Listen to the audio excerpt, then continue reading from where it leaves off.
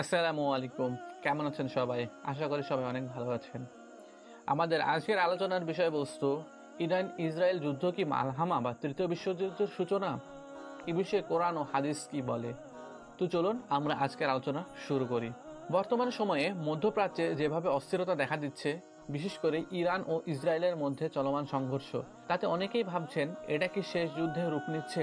এটা কি সেই মালহামা যার কথা বলা হয়েছে হাদিসে, অথবা এটাই কি তৃতীয় বিশ্বযুদ্ধের সূচনা? আজকের ভিডিওতে আমরা জানব এই যুদ্ধের পেছনের ইসলামী ভবিষ্যৎবাণী, কুরআন হাদিসের বর্ণনা এবং বাস্তবতার মিল ও অমিল। বর্তমান ইরান ইসরায়েল যুদ্ধ পরিস্থিতি। বর্তমানে মধ্যপ্রাচ্য এক ভয়ঙ্কর উত্তেজনার মধ্য দিয়ে যাচ্ছে। ইসরায়েল ও ইরানের মধ্যে চলছে চরম সামরিক উত্তেজনা। সবকিছুর শুরু হয় ইরানে ইসরায়েলি আগ্রাসন থেকে।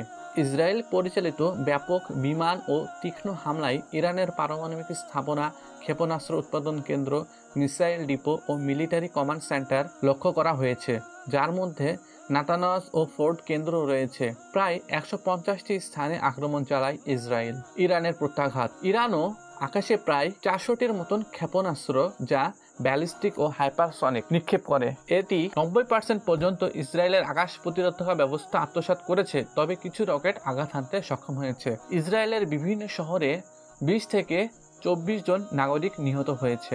ইরানের সর্বোচ্চ নেতা আয়াতোল্লাহ আল খামেনি ইরান কখনো হার মানবে না বলে ঘোষণা দিয়েছেন এবং মার্কিন যুক্তরাষ্ট্র জড়িত কোনো হামলার ক্ষেত্রে অপরিবর্তনীয় ক্ষতির হুমকি দিয়েছেন। ডোনাল্ড ট্রাম্প দাবি করেছেন ইরানকে নিরাপত্তাহীন আত্মসমর্পণ করতে হবে এবং যুক্তরাষ্ট্র তাদের অবস্থান দৃঢ় করেছে। পশ্চিমা দেশগুলো জার্মানি, চীন, রাশিয়া উত্তেজনার বিষয়ে গভীর উদ্বেগ প্রকাশ করেছে এবং কূটনৈতিক সমাধান আহ্বান করেছে। যুক্তরাষ্ট্র মধ্যপ্রাচ্যে সামরিক উপস্থিতি জোরদার করেছে, যদিও সরাসরি যোগ দেয়নি। এসব আক্রমণ ও পাল্টা আক্রমণে বড় ধরনের মৃত্যুর খবর পাওয়া গেছে। এখন পর্যন্ত ইরানে প্রায় ৫০০ এবং ইসরায়েলে প্রায় ২০০ জনের মৃত্যুর খবর পাওয়া গেছে। এই সকল পরিস্থিতিতে অনেকেই বলছেন এই যুদ্ধ শুধু ইরান ইসরায়েলের মধ্যেই সীমাবদ্ধ নয়, এটি ধীরে ধীরে মুসলিম বিশ্ব বনাম পশ্চিমা বিশ্বের দিকে গড়াচ্ছে, যা হতে পারে তৃতীয় বিশ্বযুদ্ধের সূচনা। ইসলামী ভবিষ্যৎবাণীতে মালহামা আল কুবরা। ইসলামী হাদিস ও ভবিষ্যৎবাণীতে কিয়ামতের পূর্বে একটি মহাযুদ্ধের কথা বলা হয়েছে, যার নাম মালহামা আল কুবরা।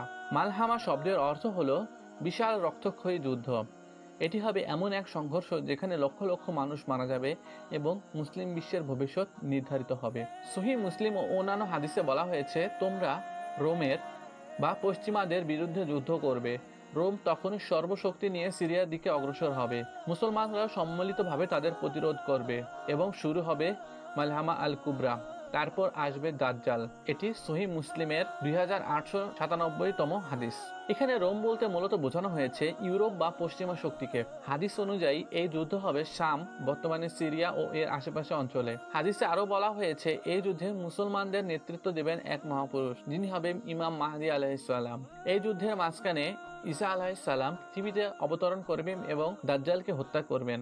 আরো কিছু হাদিসের ইঙ্গিত, যেমন বলা হয়েছে মালহামার সময় অস্ত্রের ব্যবহার হবে কঠিন, হয়তো পরমাণু বা প্রযুক্তি নির্ভর যুদ্ধ হওয়ার কারণেই এমনটি বলা হয়েছে।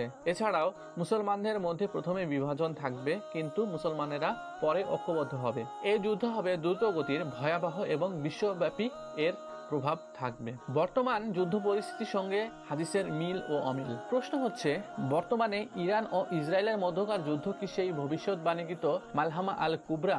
আসুন মিলিয়ে দেখি কিছু গুরুত্বপূর্ণ পয়েন্ট। যুদ্ধের এলাকা। হাদিসে বলা হয়েছে মালহামা হবে শাম বা সিরিয়া অঞ্চলে। বর্তমান যুদ্ধ ঘটছে ইসরায়েল, গাজা, লেবানন ও সিরিয়ার সীমান্তে। এক্ষেত্রে কিন্তু অনেকটাই মিল পাওয়া যায়। যুদ্ধের পক্ষ। হাদিসে বলা হয়েছে মুসলমান বনাম রোম, অর্থাৎ পশ্চিমা শক্তি যেমন আমেরিকা, ন্যাটো প্রভৃতি এর সাথে হবে মুসলিম দেশগুলোর। এইখানে ইরানের পাশে আছে মুসলিম মিলিশিয়া ও কিছু আরব সমর্থন, এখানেও কিছুটা মিল রয়েছে। নেতৃত্ব। হাদিসে বলা হয়েছে এই যুদ্ধে মুসলিম বাহিনীর নেতৃত্ব দেবেন ইমাম মাহদী আলাইহিসসালাম, কিন্তু এখন পর্যন্ত তার আগমনের কোনো নিশ্চিত আলামত দেখা যায়নি। তাই এখানে বলা যায় এই অংশ কিন্তু এখনো অনুপস্থিত মালহামার ক্ষেত্রে। ঈসা আলাইহিসসালামের আগমন ও দাজ্জালের উপস্থিতি। হাদিসে বলা হয়েছে মালহামার পরে ঈসা আলাইহিসসালাম আগমন করবেন এবং দাজ্জালকে হত্যা করবেন। বর্তমানে এমন কোনো ঘটনা এখন পর্যন্ত ঘটেনি, তো এক্ষেত্রে বলা যায় সেই সময় এখনো আসেনি বলেই মনে হয়। মুসলিম উম্মার ঐক্য। মালহামার সময় মুসলিমরা ঐক্যবদ্ধ থাকবে, কিন্তু বর্তমানে মুসলিম বিশ্বে অসংখ্য বিভক্তি দেখা যায়। পরস্পরের বিপক্ষেও রয়েছে অনেকে। তাহলে এই অংশ মালহামার ক্ষেত্রে অনুপস্থিত। আমরা বিশ্লেষণের ক্ষেত্রে আমরা বলতে পারি যুদ্ধের এলাকা, পক্ষগুলোর চরিত্র, পশ্চিমা হস্তক্ষেপ ইত্যাদির ক্ষেত্রে কিছু মিল থাকলেও মালহামা আল কুবরা বলার মতন প্রধান শর্তগুলো এখনো পূরণ হয়নি। তাই আমরা বলতে পারি এই যুদ্ধ হতে পারে মালহামার ভূমিকা বা প্রস্তুতি, কিন্তু মালহামা নিজে এখনো শুরু হয়নি সম্ভবত। প্রিয় দর্শক, আমরা বিশ্লেষণ করলাম বর্তমানে ইরান ইসরায়েল যুদ্ধ এবং ইসলামী হাদিস অনুযায়ী মালহামা আল কুবরার ভবিষ্যৎবাণী। কিছু দিক দেখে মনে হচ্ছে হ্যাঁ, আমরা হয়তো সেই সময়ের কাছাকাছি পৌঁছে গেছি। যুদ্ধ শাম অঞ্চলে পশ্চিমা শক্তি জড়িত, মুসলিম রক্ত ঝরছে, কিন্তু এখনো দেখা যায়নি ইমাম মাহদী আলাইহিসসালামের নেতৃত্ব, এখনো অবতরণ করেনি ঈসা আলাইহিসসালাম। মুসলিম ঐক্য এখনো বিভক্ত, ঐক্যবদ্ধ নয়। তাই আমরা এই সত্যে পৌঁছাতে পারি এটি মালহামা নয়, কিন্তু হতে পারে মালহামার ভূমিকা। হতে পারে এটি সেই আগুন যা দুনিয়ার সবচেয়ে বড় যুদ্ধের দিকে ঠেলে দিচ্ছে মানব জাতিকে। আর আমাদের কি করণীয়?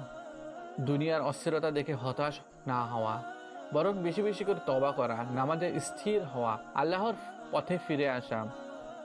কারণ কিয়ামতের আলামতগুলো একে একে বাস্তবে রূপান্তরিত হচ্ছে। এখনো সময় আছে, নিজেকে প্রস্তুত করুন।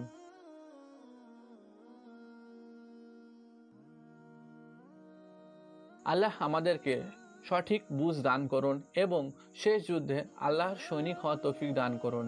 আমিন। ভিডিওটি ভালো লাগলে লাইক ও সাবস্ক্রাইব করতে ভুলবেন না। ধন্যবাদ।